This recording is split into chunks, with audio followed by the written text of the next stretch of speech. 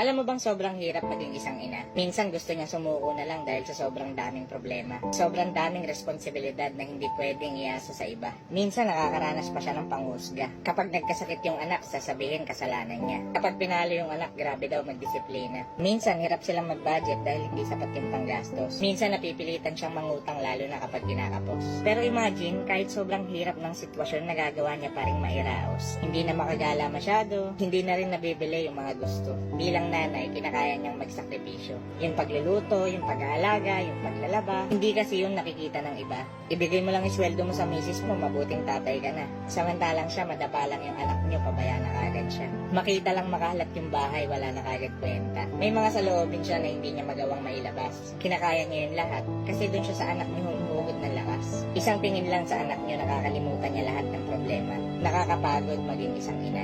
Pero kahit suko na siya, hindi siya pwedeng magpahinga.